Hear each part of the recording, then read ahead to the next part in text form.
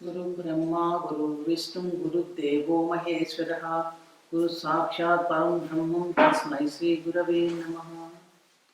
श्री गुरुभ्यो नमः। श्री महागणाधिपते नमः। श्री मात्रे नमः। ప్రేక్షకులు నమస్కారం.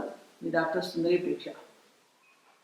ఈరోజు మనం ఈ వీడియోలో ఫిబ్రవరి 1, 2024 నుండి 28 ఫిబ్రవరి 2024 వరకు అంటే శోభకృతనామ సంవత్సరం, ఉత్తరాయణం, హేమంత ఋతువు, పుష్యమాసం, గురువారం, బహుళ షష్ఠి నుండి శ్రీ శోభకృతనామ సంవత్సరం, ఉత్తరాయణం, శశి ఋతువు, మాఘమాసం, బుధవారం, కృష్ణ చతుర్థి వరకు గల గోచార గ్రహస్థితి ఆధారంగా ద్వాదశ రాశుల వారికి ఎటువంటి ఫలితాలు ఉండబోతున్నాయి, ఉద్యోగ వ్యాపార విషయాల్లో ఎలాంటి ఫలితాలు ఉంటాయి, కుటుంబ విషయాలు ఎలా ఉండబోతున్నాయి, ఏ గ్రహాలు అనుకూలిస్తున్నాయి, ప్రతికూలతను తగ్గించుకోవడానికి ఎటువంటి పరిహారాలు పాటించాలి అని అనేక విషయాలు తెలుసుకుందాం.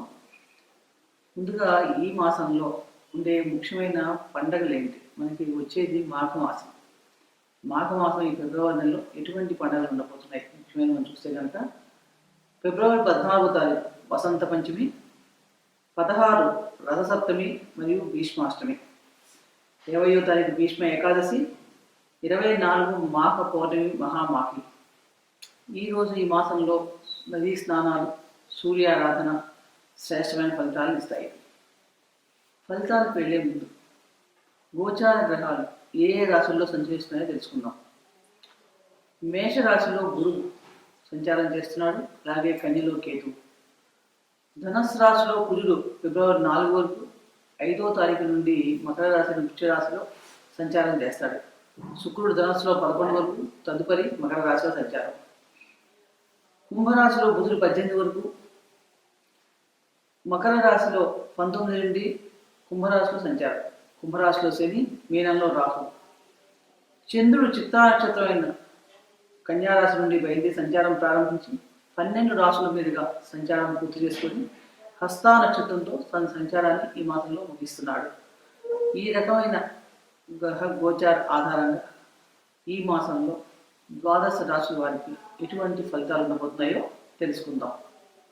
సింహరాశి మఖా నక్షత్రంలో పుట్టిన 4 పాదాల వాళ్ళు, ఉబ్బా నక్షత్రం 4 పాదాల వాళ్ళు, ఉత్తరా నక్షత్రం 1వ పాదంలో పుట్టిన వాళ్ళందరూ సింహరాశి కింద వస్తారు. రాశ్యాధిపతి రవి. ఈ మాసంలో రాశ్యాధిపతి రవి సప్తమ భావాల్లో సంచారం చేస్తున్నాడు. షష్టమ భావంలో సంచారం చేసిన రవి చాలా మటుకు అనుకూలమైన ఫలితాలు ఇస్తాడని చెప్పవచ్చు.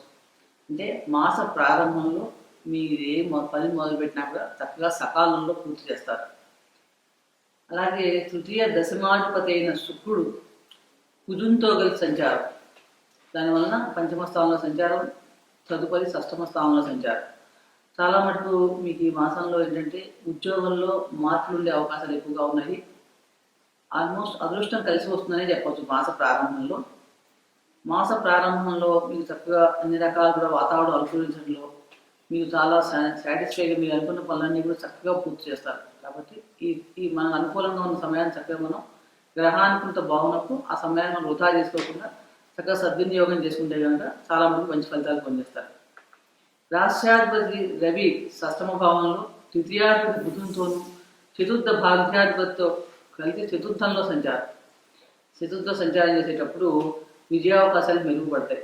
ఎందుకంటే సింహరాశి వారికి చతుర్థ భాగ్యాధిపతి గురువు యోగకారకుడు ఉచ్చస్థితిలో సంచారం చేస్తున్నాడు. దానివల్ల మీకు ఈ సమయంలో కూడా చక్కగా ఫిబ్రవరి 5 నుండి మంచి విజయావకాశాలు చక్కగా మెరుగుపడతాయని చెప్పవచ్చు. కానీ విద్యార్థులకు మటుకు ఈ మాసంలో కొంచెం ఏకాగ్రత తగ్గే అవకాశాలు కనిపిస్తున్నాయి. కాబట్టి మొదటి నుంచి కొంచెం జాగ్రత్తగా కాన్సన్ట్రేట్ చేస్తే పరీక్షల్లో విజయావకాశాలు మెరుగుపడతాయి.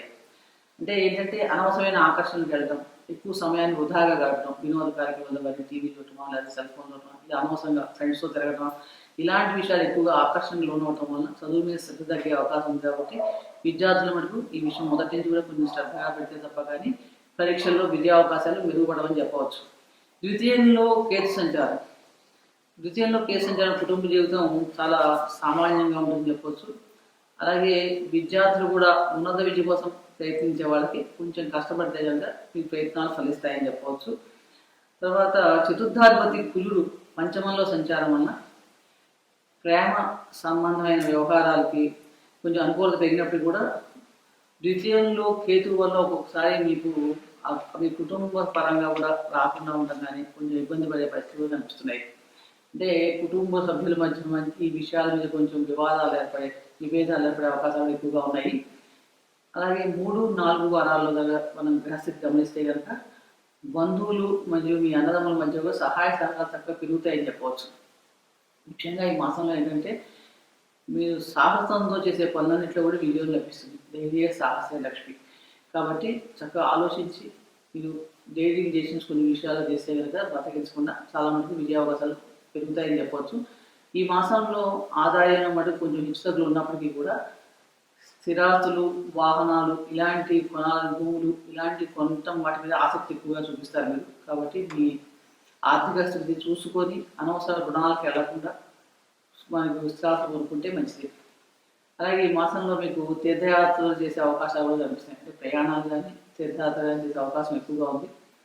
మాస ప్రారంభంలో ముఖ్యంగా కుజ శుక్రుల కలయిక పంచమంలో ఉండటం వలన ప్రేమ ఈ సమయంలో అంటే 5వ తారీఖు దాకా మీకు శుక్రుడు కుజుడు కలిసి పంచమ స్థానంలో సంచారం చేస్తారు. కాబట్టి ఇక్కడ మన ఈ సమయంలో ఏమైనా ప్రేమ సంబంధమైన వ్యవహారాలు ఏమైనా ఉంటే వాటిని పరిష్కరించుకోవడం కానీ వాటి సంబంధమైన నిర్ణయాలు తీసుకోవడం కానీ అవి చాలా అనుకూలంగా ఉందని చెప్పవచ్చు. రవి బుధుల దృష్టి వ్యయస్థానంపై ఉంటాం. అందువల్ల మీకు ఏంటంటే ఖర్చులు పెరుగుతాయి.